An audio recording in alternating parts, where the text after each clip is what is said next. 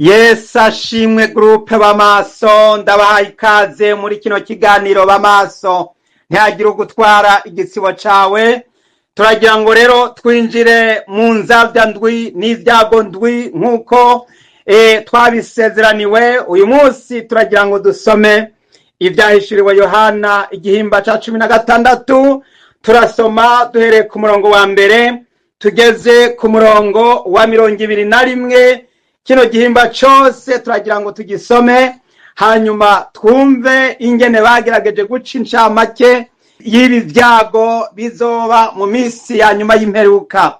Nk'uko twabibonye ubushize, iki gice ni igice kigira gatatu, kandi nico gice kirangiriza igitabo c'ivyahishuriwe Yohana. Tugiye kumva inzavya ndwi n'ivyago ndwi, kandi muri iyo vyago ndwi no muri zo zavya ndwi niho uburake bw'Imana buheraherezwa. Aha tugiye kuhabonamwo guca amateka y'iherezo, kuko tuzobandanya tugeze ku mwisho w'igitabo c'ivyahishuriwe Yohana. Ibi vyago ndwi n'izi nzavya ndwi bigiye kutwereka amateka, ukurangira no gusozera umugambi w'Imana, kugira ngo hazanwe ubwami bw'Imana ku mugaragaro, ingoma y'Imana ya Mesiya, ingoma ya Mesiya kw'isi, ndetse n'ubwami bw'Imana bw'ibihe bidashira. Imana ishimwe cane. Ndagira ngo rero mbanze mbasobanurire impamvu uyu munsi tugiye kugira ngo twige aya majambo y'Imana, no kugira ngo wowe nanje mwene data dusobanurirwe, tumenye neza yuko iki gitabo c'ivyahishuriwe Yohana twagihawe kugira ngo tucigishanye, dusobanurirwe. Ntihagire uwibaza yuko akererewe, ntihagire uwibaza yuko yahawe akato, ntihagire uwibaza yuko ibi amajambo atarayiwe. Aya majambo ni ayawe, aya majambo ni ayanje, aya majambo ni aya twese. Reka rero dusenga Imana kugira ngo dusabe mpwemu yera abane natwe kandi dusobanurirwe, kuko ijambo ry'Imana rivuga ngo uri n'ugutwi niyumve ico mpwemu abwira amashengero. Tega amatwi rero mwene data, kandi uhamagara Imana, mpwemu yera azabane nawe, abane nanje, agusobanurire, ansobanurire, ishengero ry'Imana risobanurirwe, hanyuma twese duhagarare tugavye kandi twiteguye. Data, Mana ya Aburahamu, Mana ya Isaka, Mana ya Yakobo, mw'izina rya Yesu ndagushimiye cane isaha n'ino munota wongeye kutugirira neza, uduhaye kumva buno butumwa bwiza bw'ubwami bw'Imana. Ndasengera ubugingo bwanje bweze butunganye, kanwa kanje Mwami ukavuga uti ugakoze w'ikara Mwami, nongere kuvugishwa nawe, nongere kuyoborwa nawe, mw'izina rya Yesu. Ndasengeye groupe b'amaso, abariko barigishwa bose amajambo yera bose, ubagirire neza, ubugurure imitima, ubahe gusobanurirwa Mwami, ngo vyananiwe n'abanyabwenge n'abahanga bihishurirwa inzoya. Ndasengera abaciye bugufi n'abejejwe n'abatunganijwe bose uko bangana, amazina yabo yanditswe mw'ijuru, ubagirire neza, ubahingure kandi ubanagure, maze Mwami barushizeho kubera amaso ubugingo. Twitegure kugusanganira Mwami, inzamba igiye kuvuzwa, ubwami bw'Imana bugira ngo bushike. Ndasengera umugeni wa Kristo yitegura abe maso, ahoragavye bukeye ko bwije, mw'izina rya Yesu. Urakoze Mwami, humanya byose biveho, hazana ukwera n'ukwezwa ndetse no kugororoka. Urakoze ibishimirwa byose tubisenze mw'izina ry'Umwami n'umukiza wacu Yesu Kristo, amen. Yesu ashimwe cane. Numva nezerewe gufatanya namwe aya majambo meza y'ubugingo. Turagira ngo rero dusome ivyahishuriwe Yohana igihimba ca 16. Turasoma duhereye ku murongo wa mbere turageza 21. Muzingurure Bibiliya dusome, dutangurane tuze gusozerana. Haleluya. Rero dusome mu izina rya Yesu. Ku murongo wa mbere niho duhereye, haravuga ngo numva ijwi rirenga rivuye muri rwa rusengero ribarira baba marayika ndwi riti, nimugende musuke kw'isi izo nzavya ndwi z'uburake bw'Imana. Uwa mbere aragenda asuka urwavya rwiwe kw'isi, abantu bafise ikimenyetso ca gikoko bagasenga igishushanyo caco bafatwa n'ibisebe bikomeye bibi. Uwa kabiri asuka urwabya rwiwe mu kiyaga, gicika amaraso nk'ayupfuye. Ikintu cose co mu kiyaga kiri n'ubugingo kirapfa. Uwa gatatu asuka urwabya rwiwe mu nzuzi no mu masoko, bicika amaraso. Numva umumarayika w'amazi avuga ati, uragororotse, uriho kandi wamyeho, uwera, kuko uciye iryo teka. Bavishije amaraso y'abera n'ay'abavugishwa nawe, kandi amaraso nyene niyo ubahaye ngo banywe. Birababereye. Numva igicaniro kivuga kiti, egome, Mwami Imana ushobora byose, amateka yawe n'ay'ukuri n'ukugororoka. Uwa kane asuka urwabya rwiwe mu zuba, rihabwa kubabarisha abantu umuriro. Abantu bababurwa n'indugumba nyinshi, barogota kw'izina ry'Imana, igaba ivyo vyago ntibihana ngo bayihimbaze. Uwa gatanu asuka urwabya rwiwe ku ntebe y'ubwami ya ca gikoko. Ubwami bwaco bucura umwiza, uburibwe butuma bahekenya indimi zabo, kandi uburibwe bwabo n'ibisebe vyabo bituma barogota ku Mana nyene ijuru, kandi ntibihana ngo bareke ibikorwa vyabo. Uwa gatandatu asuka urwabya rwiwe mu ruzi runini Efurate, amazi yarwo arakama, kugira ngo inzira y'abami bava iburasirazuba yitegurwe. Kandi mbona mu kanwa ka ca gisato, no mu kanwa ka ca gikoko, no mu kanwa ka wa muvugishwa w'ibinyoma, havamwo impwemu zitatu zihumanya zisa n'ibikere. Kuko izo ari impwemu z'abadayimoni zikora ibimenyetso, zija ku bami bo mw'isi yose ngo zibakoranirize ku ntambara yo ku munsi uhambaye w'Imana ishobora byose.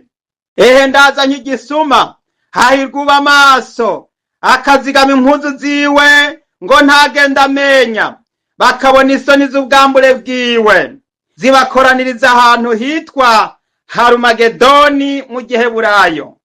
Uw'indwi asuka urwabya rwiwe mu kirere, ijwi rirenga riva mu rusengero kuri ya ntebe, rivuga riti, karabaye. Habaho imiravyo n'amajwi n'imituragaro, habaho no gutigita kw'isi guhambaye. Nta gutigita kunganya nuko ubuhambazi no gukomera kwigeze kubaho, uhereye aho abantu bakabereyeho kw'isi. Ca gisagara gihambaye kigabanywamwo gutatu, ibisagara by'abanyamahanga birasenyuka. I Babuloni hahambaye hibukwa imbere y'Imana ngo hahabwe agakarabo ka vino y'uburake bwayo bw'inkazi. Ibizinga byo mu kiyaga byose birahunga, kandi imisozi ntiyasubira kuboneka. Urubura ruhambaye, ibuye rimwe ryarwo ririvye nk'itaranto, rukoragurikira ku bantu ruvuye mu ijuru. Ico cago c'urubura gituma abantu barogota ku Mana, kuko ico cago gikomeye cane. Yesu ashimwe. Bwoko bw'Imana, nshuti z'umusaraba, amahoro y'Imana akomeze kubasaga mwese aho muherereye hose. Imana ishimwe cane. Ndagira ngo rero dukomeze, tugiye gusobanura rero duhereye ku murongo wa mbere. Imana ishimwe cane. Tugiye gusobanurirwa y'amajambo. Hano ibi vyago ndwi n'izi nzavya ndwi nivyo bigiye kurangiza, kuko ni uburake bw'Imana buheraherezwa. Mu yandi majambo, ibi vyago musomewe n'aya majambo twumvise niyo agiye kuganisha isi kuzorangira. Imana ishimwe cane. Rero wowe uri kuratega amatwi ibi, uri umwana w'umuntu utuye munsi y'izuba, mbega wibaza ko ari imikino? Wibaza ko ari bisanzwe? Ntabwo ari byoroshe, ntabwo ari byo kurekera ngaho.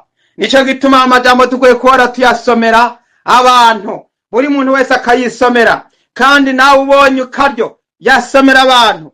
Imana ishimwe cane. Jambo ry'Imana ravuga ngo wame wibuka gusomera abantu ivyanditswe vyera. Yesu ashimwe cyane.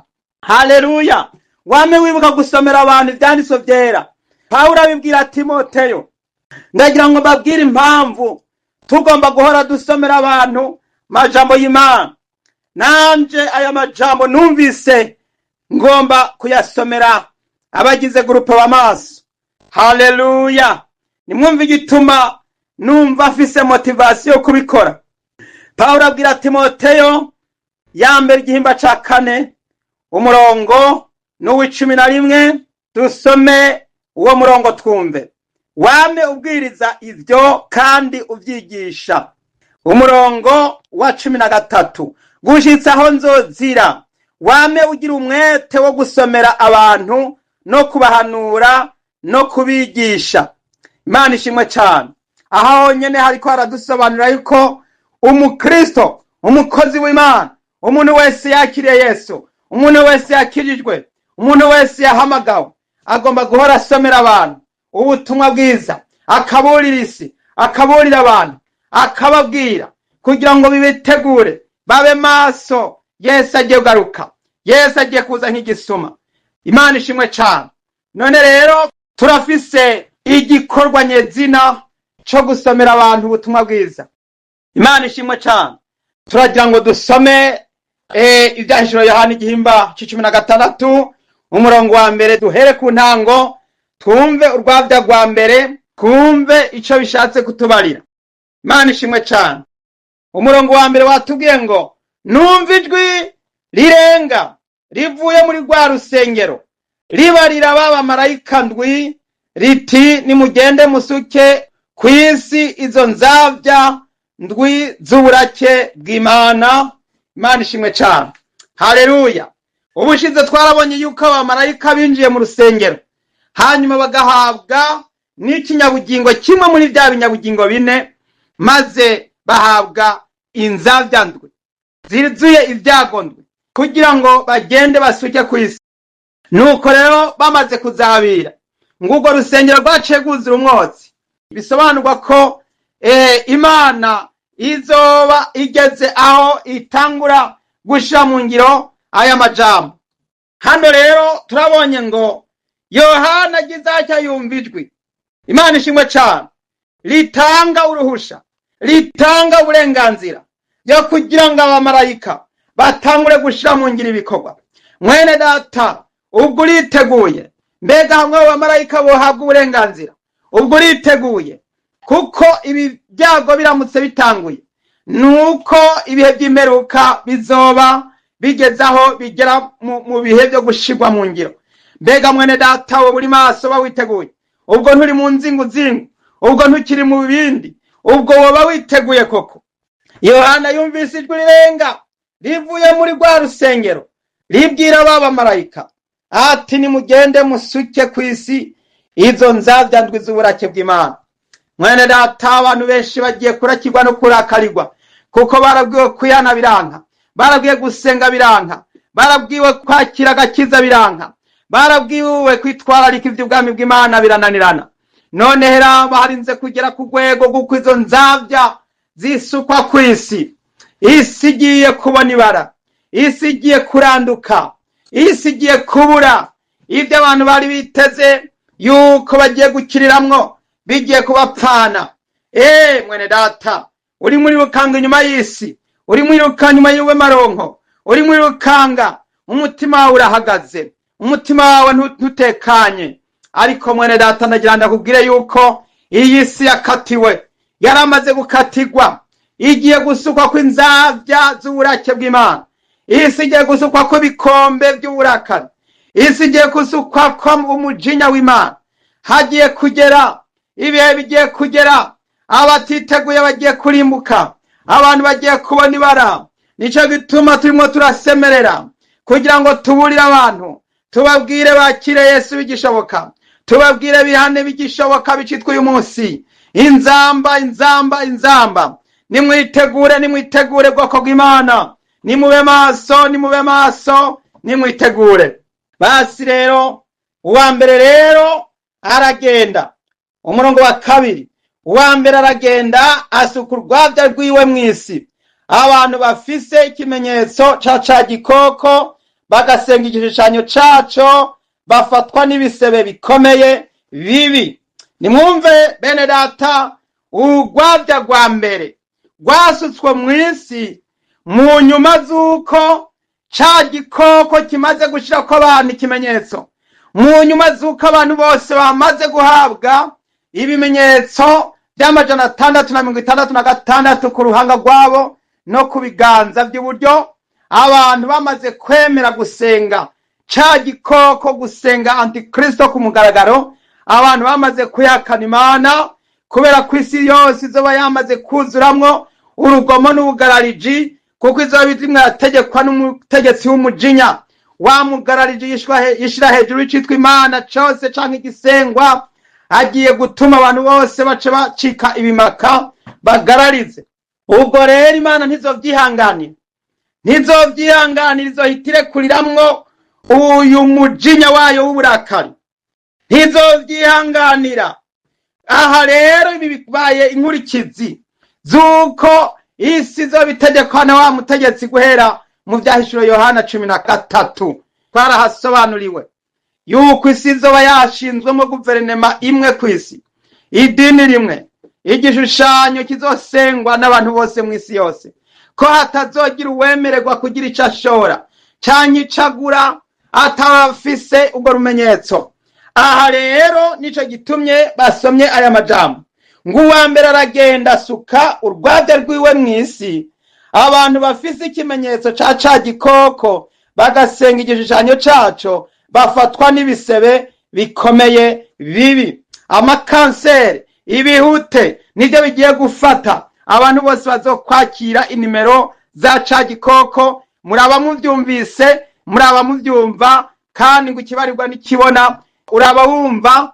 Rero mwene data, niwahirahira ugashirwa kw'izo nimero, ugashirwa kw'ico kimenyetso, ivyo bisebe ntivyagufata. Uzokizwa nande? Ko n'ibitaro bitazokuvura, ko n'abaganga batazoshobora kubikiza. Ninde azokuvura? Ninde azokukiza? Tangura rero wiyambure isi n'ivy'isi hakiri kare. Tangura wiyambure ivy'ubuzimire, wikizanye n'abakumva bose. Imana ihabwa icubahiro cyane. Aya n'amajambo yo kuburirwa n'amajambo yo kugabishwa. Umurongo wa 3 uravuze ngo uwa kabiri asuka urwavya rwiwe mu kiyaga gicika amaraso nk'ayupfuye. Ikintu cose co mu kiyaga kiri n'ubugingo kirapfa. Yohana yagize atabona ibiri mu kiyaga byose birapfa, ibiri mu kiyaga byose birapfa. Uyu umumarayika wa kabiri amaze gusuka urwavya rwiwe mu kiyaga ngo cace gicika nk'amaraso y'upfuye, ngo ikintu cose co muri co kirapfa, gisanzwe gifise ubugingo kirapfa. Hazobanza kwicwa ivyo abantu bari baziga, ivyo abantu bari bizeye. Abantu bazobanza kugabishwa. Mwene data, hano twabanje kubona aba mbere basutswe ko n'abafise ibimenyetso vya antikristo. None hano haciye hasukwa urwavya mu nzuzi kugira ngo indagara zipfe n'isamaki zipfe n'ikintu cose kinyogomba kiri n'ubugingo naco gipfe, kugira ngo abantu batangure kubona yuko amazi atakiri yayandi, amazi ntakiri yayandi. Ndagira ngo mbabwire yuko abishimiye isi n'ivyayo bizobashirirako, bizorangira babona, bazotangura kubona les environnements, ibidukikije bitanguye kuma kugaduka, bitanguye gupfa, bitanguye kononekara. Bazoca bibaza bati turacakira, turacafise imbaraga, ariko ntibamenya yuko nabo nyine ubwabo bazozigwa giturumbuka, nabo nyine bagafatwa mpiri. Jambo ry'Imana yavuga ngo abagenewe gufatwa mpiri bazofatwa mpiri, abagenewe kwicishwa inkota bazokwicishwa inkota. Hano rero hatanguye gufatwa ibidukikije, bizotangura kubona ibara. Murongo wa 4 wa 3 asuka urwavya rwiwe mu nzuzi no mu masoko, byose bicika amaraso. Yesu ashimwe cyane. Umurongo wa 5 numva umumarayika w'amazi avuga ati, uragororotse uriho kandi wamyeho uwera, kuko uciye iryo teka. bavishije amaraso y'abera n'ay'abavugishwa nawe, kandi amaraso nyene niyo ubahaye ngo banywe, birababereye. Numva igicaniro kivuga kiti, egome mwami mana ushobora byose, amateka yawe n'ay'ukuri n'ukugororoka. Yesu ashimwe cyane. Umumarayika wa gatatu yasutse mu masoko kugira ngo amazi yose acike nk'amaraso nk'ay'upfuye. Imana ishimwe cyane. Amazi yose agiye gucika nk'ay'uwapfuye. Bagiye kuzobura amazi banywa, amazi yose agiye kononekara. Uno munsi nimwibaze, mbega hamwe isi yose amazi ari kuri yo yocika nk'amaraso y'ubupfuye, mbega mwibaza ko abantu bose irakunywa iki? Mbega bonywa amaraso bagashira inyota? Mbega ayo maraso bayanyoye byoba biriko birazana iki? Mbega nimwumvise yuko ugiye kubona ibara, inzuzi zigiye gucika nk'amaraso y'ubupfuye. Aha rero bizari ibihe bikomeye, bizoba ari ibihe bikomeye. Abantu benshi bazaba banezerewe bavuga bati bari mu butegetsi bwa Antikristo. Uyu mutegetsi wa Antikristo azobahenda, azobabwira ko azanye gukuraho urupfu, azobabwira yuko aje gukiza ingwara abantu, azobabwira yuko azanye ubutunzi, ngo abantu bose bagira ubuzima n'amagara meza, ngo abantu bose babeho neza, ngo abari muri kampanye mu misozi ya ruguru n'abari mu bisagara ngo bose babeho kumwe. Ariko ibyo byose nimurabe ico bizovamwo, bizotuma isi yononekara gusumbya. Ikintu ca mbere bazobanza kubura n'amazi, ndetse n'ifi n'isamaki byose bizobanza kubura, bizobanza gupfa. Amazi n'amasoko azobanza kududubiza amaraso nk'ay'uwapfuye, kubera yuko bazoba baravishije amaraso menshi. Abantu benshi bazopfa bahorwa izina rya Yesu, bazopfa kugororoka. Nuno munsi biriko biratangura. Hano hariho abari bateguye igikorane cyo kugira ngo bahimbaze Imana, ariko kubera yuko bashobora kuzobangamira abatinganyi, baciye babahagarika ngo kirazira guhirahira kugira igikorane, kuko udashigikiye uhavushira mu ijambo ryo kurwanya abarongorana bahuje ibitsina ntiwemerewe gukora igikorane. N'amadini nayo nyene ayo mubona gihagaze nuko bamaze kwemera kutazohirahira ngo iryo jambo barivuge.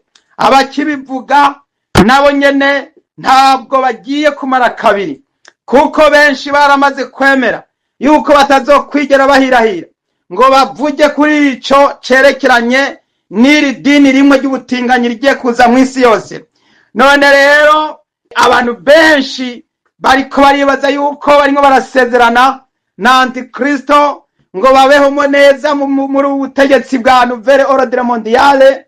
Isi iriko iragenda yononekara, abantu ntibarabimenya. Ndagira ngo mbabwire yuko ibi byago bigiye kuza bidatevye, bigiye kuza vuba, bigiye kuza. Nuko rero reka dukomeze umurongo w'8. Haravuga ngo uwa kane asuka urwavya rwiwe mu zuba, rihabwa kubabarisha abantu umuriro. Abantu bababurwa n'indugumba nyinshi, barogota kw'izina ry'Imana, igaba ivyo vyago ntibihana ngo bayihimbaze. Yesu ashimwe cyane. Ndagira ngo mbwire abariko barakurikirana ubutumwa, ndabereka ko Imana mu gusuka izi nzavya kw'isi izobanza kubwira abamarayika basuke inzavya kuri les environnements, kubidukikije. Hano hamaze gufatwa no gukubitwa inzuzi n'amasoko bigacika amaraso, amasamaki agapfa, bazoca rero batangura kwataka izuba. Uyu muco utwakira bene data nimwumve, ngo uwa kane asuka urwavya rwiwe mu zuba, rihabwa kubabarisha abantu umuriro. Abantu bazobaburwa n'indugumba, bazobaburwa ibidukikije bizokuma, abantu bazocika umugaduko bacika umwumo, isi izokabirana kubera ko izuba rizokwiyongeranya ubushuhe. Abantu batangure kubura iyo baja niyo bava, benshi bazokwicwa n'indugumba. Umurongo w'9 uratubwira ngo abantu bababurwa n'indugumba nyinshi, barogota kw'izina ry'Imana, igaba ivyo vyago ntibihana ngo bayihimbaze. Aho kugira ngo abantu bihane, aho kugira ngo abantu bemere, aho kugira ngo abantu bace bugufi, ahubwo bazoshishikara kurogota ku Mana, kuko bazoba bameze nka ca gihe igihe Yesu bose bamanika amaboko bavuga ngo mubambe mubambe, kubera ko abaherezi bakuru aribo babaje imbere bavuga bati bamba bamba bamba. Ico gihe Antikristo ayoboye isi azoba ariko aravuga ati ariko ararogota ku Mana, arogota no kw'izina ryayo. Abarongo abatwagwa n'abanyagihugu republike nabo nyene bazoza basubiramwo ivyo, kuko nguko ingoma zivugijwe niko zitambwa. Nico gituma abantu usanga bakurikiza ivyo ubutegetsi buba buriho butegetse. Isi rero izoba iyobowe n'umutegetsi w'umujinya agarariza, adashaka kumvira no kubaha Imana. Abantu rero aho kugira ngo bihane bazohitamwo nabo nyene guca barogota ku Mana, aho kwihana, aho guca bugufi. Uno munsi umuntu umuburiye ntashaka kumva no kumvira, none bizocura iki uwo munsi aho atabutuma buzaba bukiri kw'isi, aho abantu bose bazaba bahindutse bagararije, isi izoba isigaye irimwo urugomo n'ubugarariji bw'ikirenga. Umumarayika wa kane ngo azotuma izuba ribabura abantu batangure kurogota, batangure guhiga, bacirane bamera bayabure, ariko bizobananira kwihana, kuko nta kwihana kuzaba kukiriho, kuko nta wo gusengera azoba kiriho, nta jambo ry'Imana rizoba rikivugwa. Nibihe bikomeye bibi. Mwene data, ca bugufi wihane, umwanya ukiriho. Turakomeje ku mumarayika wa gatanu. Haleluya. Umurongo w'10. Wa gatanu asuka urwavya rwiwe ku ntebe y'ubwami ya ca gikoko, ubwami bwaco bucura umwiza, uburibwe butuma bahekenya indimi zabo, kandi uburibwe bwabo n'ibisebe byabo bituma barogota ku Mana nyenijuru, kandi ntibihana ngo bareke ibikorwa byabo. Bene data, nshuti z'umusaraba, turiko turabwirwa inzinzabya ndwi. Tugeze ku rwavyo rwa gatanu. Marayika wa gatanu atanguye gusuka urwavya rwiwe ku ntebe y'ubwami ya ca gikoko. Haleluya, haleluya. Intebe y'ubwami ya ca gikoko itanguye gushikirwa, itanguye gufatwa. Imana yo mwijuru ndayikunda, ndayishima, ndayikenguruka. Ni Imana y'ubushobozi, ni Imana idatinya, ni Imana atana kimwe ihishijwe, ni Imana atana hamwe idashika. Izogera naho ituma abamarayika bashike ku ntebe y'ubwami ya ca gikoko, ahantu Antikristo azoba yicaye ku ntebe ku murwa wiwe, azosukamwo urwo rwavya. Yesu ashimwe cane, kuko abantu bazotinya, batinye gusenga, batinye kwihana, batinye kuvuga Yesu, kuko bazoba bayobowe n'umutegetsi w'umujinya. Bazoca rero babuzwa guhirahira kuvuga Imana, ariko Imana izobiraba hasi hejuru, ice isuku urwavya hariya mu butegetsi bwabo, kuriya ku murwa mukuru, kuri kapitale, kuri quartier general, aho yicaye ku ntebe y'ubwami ya Antikristo. Ntawuzi igihugu icarico, ntawuzi ahariho, ntawuzi ko azoba ari ku murwa wa Yerusalemu Isirayeli, aho bazaba barubatse rwa rusengero, kuko ijambo ry'Imana ravuga ngo nukoreraho muzobonera ca kizira c'ubuyobe bw'ubugesera gihagaze ahantu hera. Nukuvuga ngo cabuzwe na Daniyeli, aho hantu Antikristo azohicara byo mu rusengero, asengwe, ategeka abantu bose kumusenga. Bazoba bariko baramusenga. Imana izosukamwo kuri iyo ntebe, kuri ubwo bwami, izosukamwo urwo rwavya, ngo ubwami bwaco aribwo Antikristo, ubwami bw'ico gikoko, buzocura umwiza. Yesu ashimwe cane.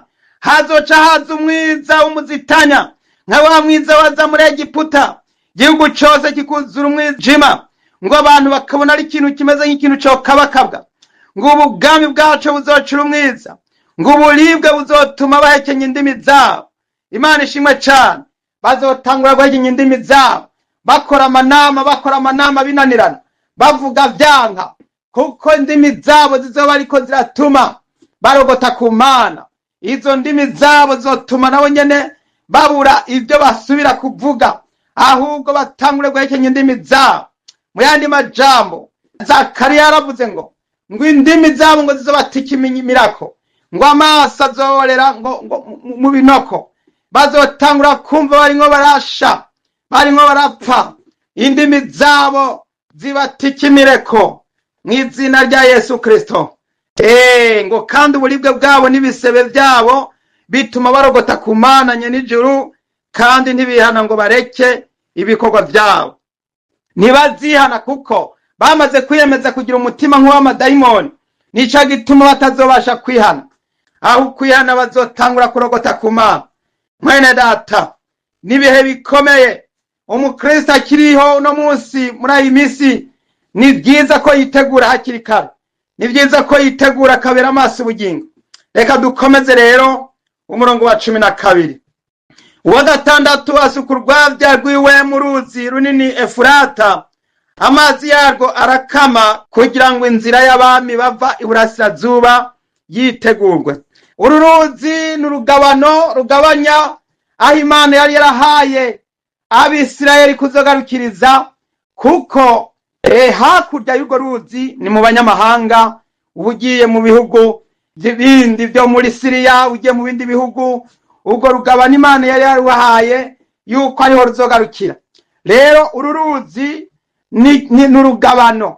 Uru ruzi rero kuba ruzokama no kugira ngo Imana ihe uburenganzira abami baturuka mu bihugu by'urasirazuba, biriya bihugu bya Irani na za Iraki, yuko biriya bihugu bizohabwa permission yo kugira ngo bize. Byahora bibuzwa gutera Isirayeli kubera yuko hari amazi menshi, urwo ruzi Efurata rwaba rusebereye, kugira ngo barujabuke barinda kuza mu bwato, kandi ubwato nabwo ntibyaborohera kurwana barinze kujabuka mu bwato. Ariko ico gihe urwo ruzi ruzokama, bisobanurwa ngo Imana irategetse ko urwo ruzi rukama kugira ngo baze gutera Isirayeli. Impamvu zo kuza gutera Isirayeli ni ukugira ngo ivyanditswe bishike, nk'uko Yesu igihe yadupfira ku musaraba baje kumufata mw'ishamba ry'i Getsemane, arababwira ati nimba ari jewe murondera nimuze nimumfate. Iyo Yesu atababwira ati nimuze nimumfate, ntawe ari kumukoza ku kuboko, kuko Yesu Kristo yari umwana w'Imana, niwe yarinze gutanga uruhusha. Imana ishimwe cyane. Ikindi ndabibutsa yuko twasomye mu gitabo ca gatandatu mu Vyahishuro Yohana 6, tubona yuko igihe Yesu yamena ibimatanije igitabo ndwi, yatanze uruhusha. Ikinyabugingo kimwe caravuze kiti ngwino, haca haza ifarasi y'igitare. Iyo kijya kinyabugingo kitavuga kiti ngwino, irya farasi y'igitare ntiyari kuza. Twarabonye ko irya farasi y'igitare yari Antikristo azoza yiyoberanije. Rero hano bashatse kutubwira yuko uru ruzi kugira ngo rukame no kugira ngo abagwanizi bagwanya Isirayeli baze. Mu yandi majambo, kubera ko Isirayeli ari igihugu citirwa izina ry'Uhoraho, no kugira ngo Imana itanga uruhusha kugira ngo abagwanizi baze, hanyuma noneho urubanza rurangirire muri Harumagedoni, kuri wa musozi witwa Megido, aho Imana yasezeranye yuko ariho bizorangirira byose. Imana irabahaye karibu. Uru ruzi runini Efurata rwarakamye. Iki kimenyetso ndagira ngo mugifate nka nkama. Igitumye turimo turasobanura amajambo tuhabwa kuyasobanurirwa, no kugira ngo isi n'abatuye ko bamenye yuko ibi bihe turimo atari bihe bisanzwe. Abantu benshi baribaza bati, none nimba uru ruzi Efurata rwarakamye, n'uruhe rundi ruzi rwavuzwe muri Bibiliya rugiye kuzokama? Nta rundi, n'uruzi Efurata. None wowe nanje hasigaye iki? Itegure. Rero aya majambo arakomeza akagira ngo, kandi mbona mu kanwa ka ca gisato no mu kanwa ka ca gikoko no mu kanwa ka wa muvugishwa w'ibinyoma havamwe impwemu zitatu zihumanya zisa n'ibikere. Hano baratubwira amadayimoni atatu asa n'ibikere azova mu kanwa ka Satani, ariwe ca gisato, ya nzoka ya mbere. Uyu mudayimoni azobaje aha avuye mu kanwa ka Satani ubwiwe. ya nzoka ya mbere Satani mu yahenda Eva, Satani wa musukanyi wa murwanizi, azorungika dayimoni, umwuka mubi uvuye muri we ubwiwe uzokwiyizira. Nuko ngo uyundi mudayimoni azoza aturutse muri Antikristo, ca gikoko. Uyu mudayimoni nawe nyene ngo azoza. Uyundi mudayimoni azoza aturutse muri wa muvugishwa w'ibinyoma. Iyo myuka mibi itatu yose y'abadayimoni izoza ize muri biriya bihugu, isi yose, abansi bose basanzwe bashobora kurwanya Isirayeli, bose abasi b'Imana bose bazogenda bashirwe mu uwo mutima. Abagwanizi b'Imana bose iyo bava bakagera ku isi y'Imana, aba badayimoni bazobatera. Umuntu wese adasenga, umuntu wese adihana, umuntu wese adakizwa, umuntu wese adasoma Bibiliya, umuntu wese yabwiwe kwihana ntiyemere, aba badayimoni bazomufata. Aba badayimoni bazofata umuntu wese yihaye iby'isi bikamuganza, yihaye kuyobogwa na politike ya Antikristo ya Satani. Umuntu wese yihaye kuyobogwa n'isi, yihaye kuyobogwa n'imyuka mibi, umuntu wese atigeze yemera kuyobogwa na Mpwemu Yera, aba badayimoni bazomufata. Bamurarike, bamutegure, bamukarange, bamushire ku rugamba kugira ngo aze kurwana. Batangure kumubwira gucura ibigwanisha, batangure kumubwira gupanga no gufonda no gushiraho urutonde rw'ingene bagiye gutera, batangure kurwana. Murongo wa 14 ngo kuko izo ari impwemu zihuma z'abadayimoni zikora ibimenyetso zija ku bami bo mw'isi yose ngo zibakoranirize ku ntambara yo ku munsi uhambaye w'Imana ishobora byose.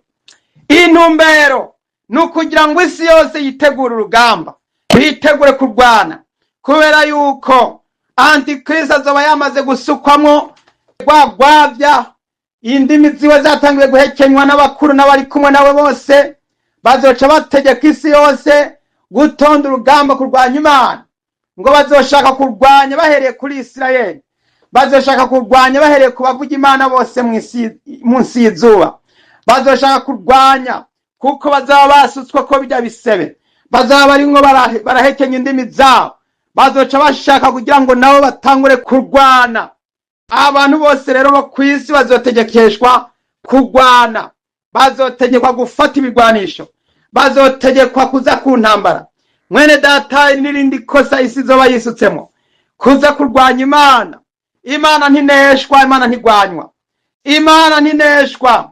Ntabwo bizomera nka kumwe Yesu bamusanga i Getsemani, ntabwo bizomera nka kujya baje kumufata bazanye inkota n'amahiri bafise n'umuriro, baza barondera ngo dushaka Yesu Umunyanazareti.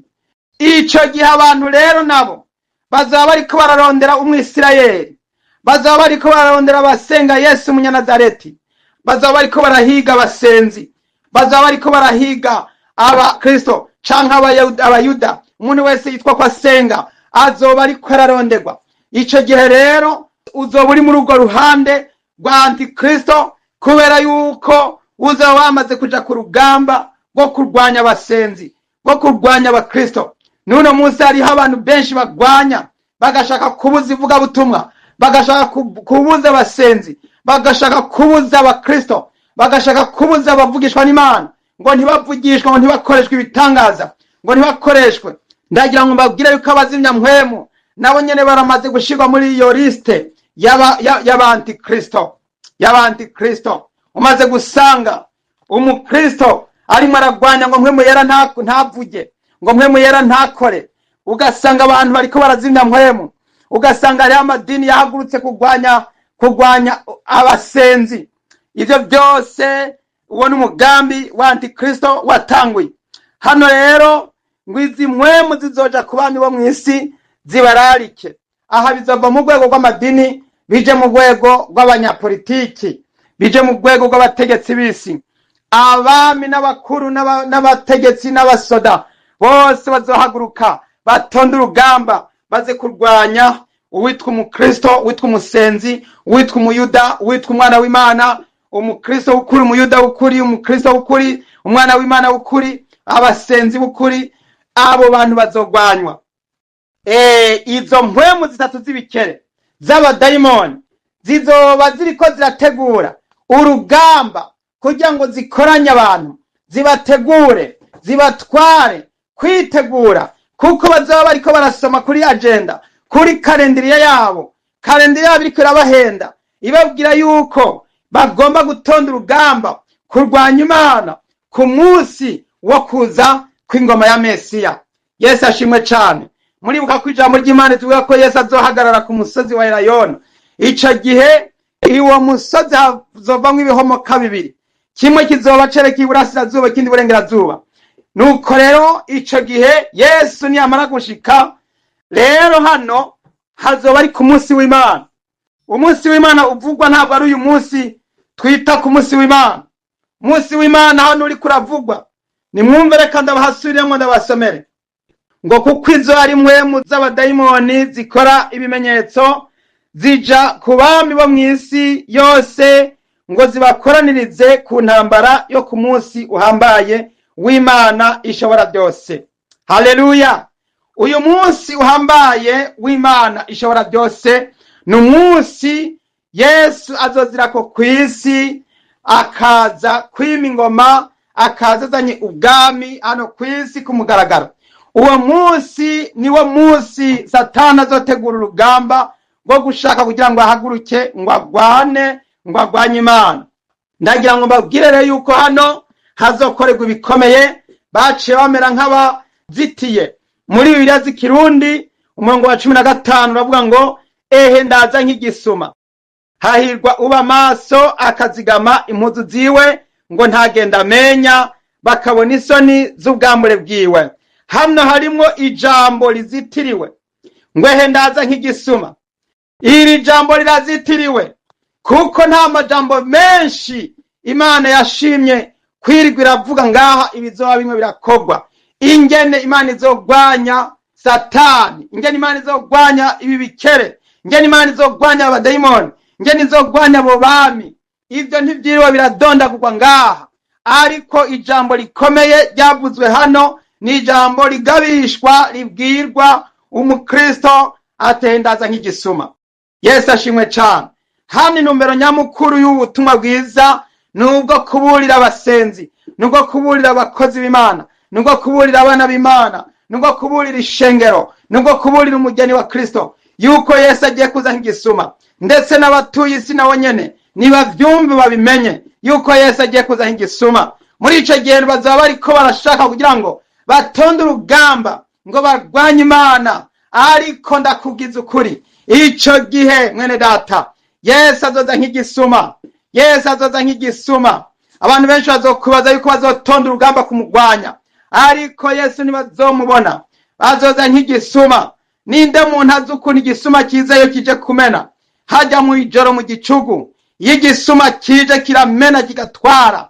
Yesu rero azotwara, azogenda asengese, azogenda atwaye nawe uzomwaka. Ico gihe rero abarashaka kumurwanya bazosanga indimi ziko ziratikimira mu mihogo yabo no mu minwa yabo. Bazosanga amaso arimwo araborera mu binoko, kuko bazoba ariko baragwanya Imana. Imana ntigwanywa bene data, Imana ntigwanywa. Nimuvyumve, Yesu agiye kuza nk'igisuma. Nimwumve mu bitegere. Imana ishimwe cane. Ngwe ndaza nk'igisuma, hahirwa amaso akazigama impuzu ziwe ngo ntagenda amenya, bakabona isoni z'ubwambure bwiwe. Ico gihe abantu benshi bazokwisanga bari gusa, bazokwisanga bariko baribonamwo ubwambure.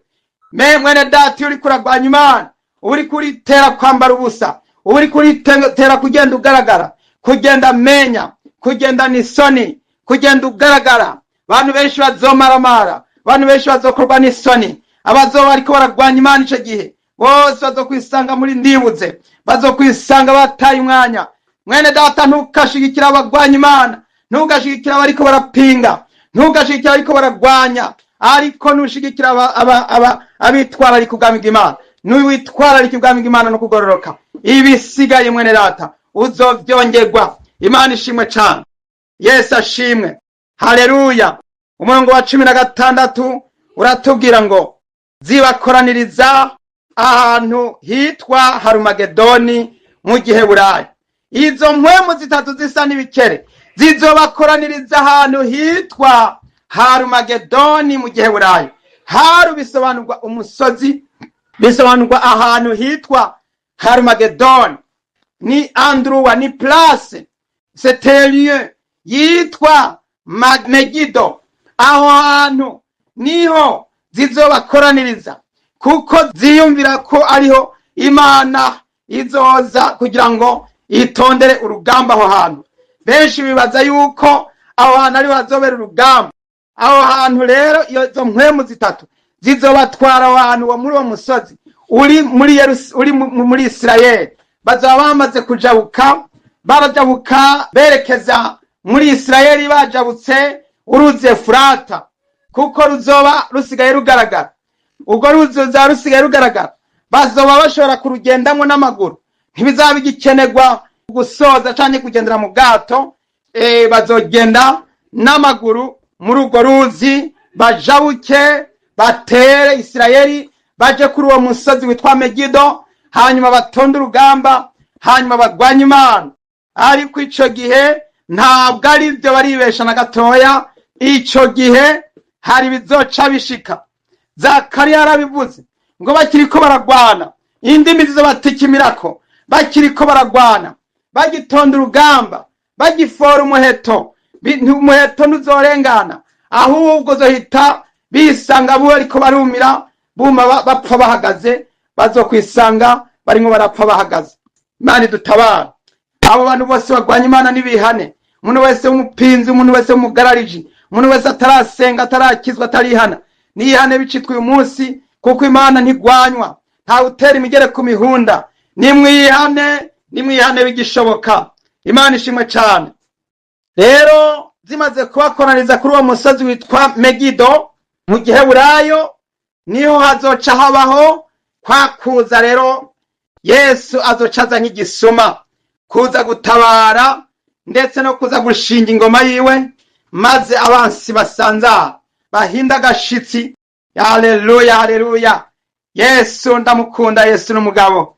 Yesu aratsinze warinza nesha urupfu nazonanirwa no gukuraho imyuka mibi y'ibikere, zimpwemu zitatu zisa n'ibikere. N'abo bakuru bazaba bari kumwe nabo bose bazohita bafatwa mpiri. Mana ishimwe cyane. Oh, haleluya, haleluya. Reka dukomeze rero ku murongo wa 17. Uwindwi yasuka urwabya rwiwe mu kirere, ijwi rirenga riva mu rusengero kuri ya ntebe rivuga riti karabaye. Habaho imiravyo n'amajwi n'imituragaro, habaho no gutigita kw'isi guhambaye. Nta gutigita kunganya nuko ubuhambazi no gukomera kwigeze kubaho uhereye aho abantu bakabereyeho kw'isi. Imana ishimwe cyane. Yesu ashimwe cyane. Haleluya. Mu ntango twabonye ko abamarayika bakora ico gikorwa babanje kuza basohotse mu rusengero. Ijwi ryaje rivuye mu rusengero ribabwira ati genda musuke izo nzavya kw'isi. No mu gusozera ku mumarayika w'indwi, igihe azosuka urwabya rwiwe mu kirere, ijwi riraza riturutse mu rusengero kuza gusozera. Haleluya. Ngo rivuye kuri ya ntebe riti karabaye. Iri jambo rivuze riti karabaye ni jambo rikomeye cyane. Nibwo bwa mbere hano ijambo rimwe ryavuze ngo birarangiye, ni jambo Yesu yavugiye ku musaraba igihe yadupfira acikanye. Igihe Yesu yagiriko aracikana yaravuze ati birarangiye, ajo ndamika umutwe. Hano rero hari jambo rivuzwe riti karabaye. Iri jambo rivuze riti karabaye rije mu gihe cy'umumarayika w'indwi, rije mu gihe cyo kwerekana yuko kabaye. Imana ishimwe cyane. Hano muri Bibiliya yose guhera mu itanguriro kugeza hano mu byahishuriwe, iri jambo riravuzwe ngo karabaye.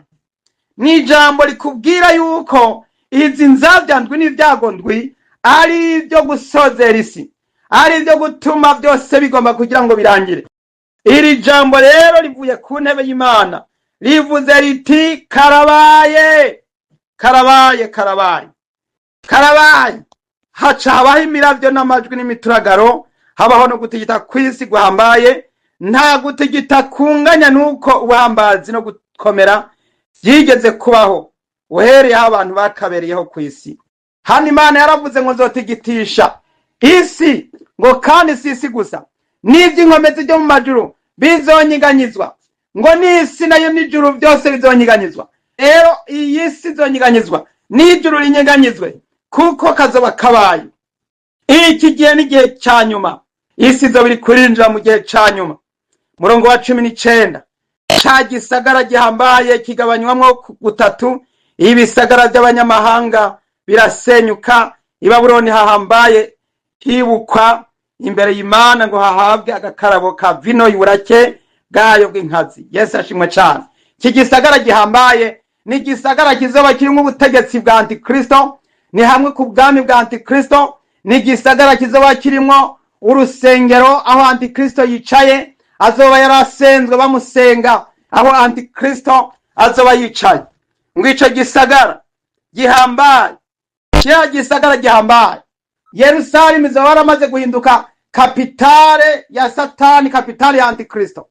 Ngo hano baratubwira ngo ca gisagara gihambaye kigabanywamwo gutatu, ibisagara by'abanyamahanga birasenyuka. Hariho ibindi bisagara rero bizoba bihari byakikuje, bizoba byarahawe abanyamahanga. Ahantu hose hazoba hari abanyamahanga baragize amasezerano yo gufatanya gusenga, Abarabu iki, Abasilamu iki, amadini yose, Abahindu, abatiba bitwa amadini y'Abagatolika, Abakristo, bose bazaba barahanye amasezerano. Amadini yose azaba barahanye amasezerano muri Yerusalemu. Ngo ibyo bisagara byose bizohita ngo bigira gute? Bizohita bisenyuka. Haleluya. Hanyuma rero ngo i Babuloni hahambaye hazoca hibukwa imbere y'Imana ngo hahabwe agakarabo ka vino y'uburake bwayo bw'inkazi. Yesu ashimwe cyane. Babuloni hahambaye, Petero yerekana ko Babuloni ari Roma. I Roma ni ku murwa mukuru w'Abakristo. Amadini ya Gikristo yaramaze kononekara. Murabona ingene basenga ibishushanyo, bagasenga batagatifu, bagasenga imizimu, bakiyita amazina y'ivyubahiro n'amazina y'agateka, ariko by'ukuri ari amazina y'amahimbano. Kuko Yesu yabyihanije, yaravuze ati mwese murabavukana, nta bantu bahari bitwa abakuru b'abandi, bitwa abanyakubahwa, mwese muri bene so. Rero Abakristo, idini rya Gikristo byaramaze gucika Babuloni, marayo gahebuza. Ngo naho hazohita hibukwa ibisagara by'amadini, navyo bizoca byibukwa. I Babuloni hahambaye ariho Roma, ariho Babuloni hahambaye hazoca hibukwa. Bagize kapitale y'idini, ariko kapitale ahantu hitwa Yerusalemu, ariho Imana yari yarashinze umugwa wayo, hari haramaze kwizizigwa na Antikristo. None ibace bafonda indi kapitale y'Ubukristo, ariko nayo ni dini gikinyoma, ni maraya. Ubwo rero biruko Imana imaze kurangiza ibya Yerusalemu, imaze gufata mpiri, imaze gukuraho ububasha bwa Antikristo, izociza rero igaruke kwibuka rero ibya Babuloni hahambaye. Babuloni hahambaye n'amadini y'ikinyoma yitwa Abakristo ataribo. Ndagira nkubwire ngo we Mukristo, suzuma urabe kuri Umukristo nyawe, suzuma urabe kuri Umukristo ukuri, suzuma urabe yuko uhagaze bihagazemo neza, kugira ngo witandukanye n'iyi Babuloni hahambaye, witandukanye n'iyi Babuloni hahambaye. Nuko rero umurongo wa 20, ngo i Babuloni hahambaye, umurongo wa 19, ca gisagara gihambaye kigabanywamwo gutatu. Nababwiye ko hazoba ari ku ngoma y'ubutegetsi bwa Antikristo. Ibisagara by'abanyamahanga birasenyuka. Ibyo bisagara by'abanyamahanga nababwiye ko ari bisagara by'amasezerano abantu bahanye kugira ngo bagabanganye Palestine, bagabanganye Yerusalemu, bagabanganye basabikanye abaturuka muri Aburahamu bose, Abasilamu, Abayuda, Abarabu, eka n'Abakristo bose ngo baturuka muri Aburahamu. Ibyo bisagara byose navyo nyene bizosenyuka. Hanyuma rero haca hibukwa rero i Babuloni hahambaye, hazoca hibukwa imbere y'Imana ngo hahabwe agakarabo ka vino y'uburake bw'Imana bw'inkazi. Iyi Babuloni hahambaye Petero yahise yuko ari Roma, kuko ari Babuloni higize umurwa w'amadini. Mwibuke ko Babuloni wari umurwa w'amadini, wari umurwa w'abasenga igishushanyo Nebukadineza yari yahagaritse ngo umuntu wese niyumva ibivugijwe ngo ace yunama asenge. Uriya murwa rero w'i Babuloni waraje ucuja i Roma, kuko ariho havuye hategeka isi kugeza ndetse na bugingo n'ubu. Nubwo byagiye bihindagurika, ariko mu mateka Babuloni yavuye yimurirwa i Roma. Nuko rero umurongo wa 20 bavuze ngo ibizinga byo mu kiyaga byose birahunga, kandi imisozi ntiyasubira kuboneka. Ico gihe rero hazoba hari bikomeye, n'ibizinga bizocana byene bishikirwa, imisozi itangure kwirengamwo. Ico gihe nta bubasha mu isi buzabukiriho. Imana izokuraho ibyigize agakomeye n'ibyishize hejuru byose. Imana ishimwe cyane. Urubura ruhambaye, ibuye rimwe ryarwo ririvye nk'itaranto, rukoragurikira ku bantu ruvuye mu ijuru. Ico cago c'urubura gituma abantu barogota ku Mana, kuko ico cago gikomeye cane. Imana ihabwa icubahiro. Mwene data nshuti y'umusaraba, hagiye kuzoza ibyago bikomeye, urubura ruhambaye. Hano baradusobanurira ngo itaranto imwe ngo ni nk'ibiro 60. Itaranto imwe ni nk'ibiro 60. Ibuye rimwe gusa ry'urubura rizokorokera ku bantu ibiro 60. Mbega bigukorokeye ko ari 2, 3, 4, 5, uzokirira he? Uzozura kwepa bizokundira? Ntibizoshoboka. Hazoba hari umujinya w'Imana. Mwene data ndagira nkubwire ngo nimba utinya kuvugira Yesu uyu munsi, nimba utinya kuvuga ubutumwa, nimba utinya kwihana, nimba utinya gusenga, nimba utinya kwemangira Kristo uyu munsi, hari igihe bizogera uzosigara utamba wirorera, kuko hano hagiye kuza ibyago bikomeye. Nimwihane bigishoboka, nimwakira umwami Yesu umwanya ukiriho. Hano harakomeje avuga ngo rukoragurikira ku bantu ngo ruvuye mu ijuru. Ngo ico cago c'urwo rubura gituma abantu barogota ku Mana, kuko ico cago carwo gikomeye cyane. Kizo hari cago gikomeye cyane. Abantu rero bazopfa rubi, bazopfa nabi, kuko byanse ko bihana. Nimwihane bigishoboka, nimwakira umwami Yesu bicitwa uyu munsi. Imana ishimwe cyane. Rero iyi ni incamake basobanuye yibi byago ndwi, yizi nzavya ndwi. Imana ishimwe cyane, kuko inyuma yaho duca dutangura kubona rero le detaye ingene bizogenda. Baca batangura kutwereka ingene Babuloni hazokwibukwa. Baca bahera kuri Maraya wagahebuza yicaye ku itaniro ry'amazi menshi. Haleluya. Imana ibahezagire. Rero reka dusenge Imana kuri wewe wumvise ubutumwa, maze uce utangura gufata ingingo yo kwiyegurira Imana, yo kwakira Yesu nk'umwami n'umukiza wawe. Abakiriye Yesu namwe mumugumye, mumufate, ntimumurekure. Mugumemwo neza kandi mubemwo neza, kandi ntimutirigane. Muve inyuma y'ibibayovya n'ibibahenda. Mwakire Yesu, mwakire bigishoboka, mwihane umwanya ukiriho. Turagira ngo dusenge Imana rero. Mwene data, Imana ikugirire neza we wumvise no majambo. Turagira ngo rero duce dusaba Imana imbabazi n'ikigongwe. Imana itugirire neza. Yesu umukunzi mwiza, watugiriye neza ukadupfira ku musaraba i Karuvali Golgota, nuhabwa icubahiro. Turagushimiye kubw'aya majambo meza twahawe, twagiriwe ubuntu kugira ngo tubashe gusobanurirwa aya majambo. Mwami Yesu wa Nazareti, warakoze mwami. Ndasengeye umugeni wa Kristo, ndasengeye ishengero, ndasengeye abana b'Imana, abumvise ubutumwa bose baca bafata ingingo kwezwa no kwihana no kwakira Yesu Kristo. Bamenye neza yuko bino bihe turimo ari bihe bya nyuma, ari bihe by'imperuka, ari bihe byo kwiyeza, ari bihe byo gutunganya ingeso zacu. Ndasengeye mwami Yesu Kristo umutima wanje weze utunganye mwami. Ndasengeye ubutumwa bwiza mwami, butuma abantu benshi bihana, butuma abantu benshi bakizwa, butuma abantu benshi babohoka maze bahindukire. Mwami urakoze Yesu, urakoze. Izina ryawe rishimagizwe, rishigwe hejuru. Ndabishimye inkenguruka kandi ntazira. Izina ryawe rishimagizwe kugeza ibihe bitazoshira. Ndabisenze mu izina ry'umwami wacu Yesu Kristo, amen. Yesu abahezagire. Mwari kumwe na mwene Sombo n'impaberi. Tuzoca dukomereza aho rero turabira hamwe ingene Yohana aciye yerekwa ibya maraya wagahebuza yicaye ku iteraniro ry'amazi menshi. Yesu abahezagire cane, muroranirwe, mukomeze kwiga aya majambo, muyashire muri ntibate, kandi usoma yubare. Yesu abahezagire cane. Haleluya, amen. Mwene data wifuza kudutelefona, urahawe kaze. Nimero za telefone nizi zikurikira: utanguza igiharuro 1 819 5 8 8 7 iyi ni groupe b'amaso. Yesu ari hafi. Maranata. Ubuntu bw'Umwami Yesu bubane namwe mwese. Amen.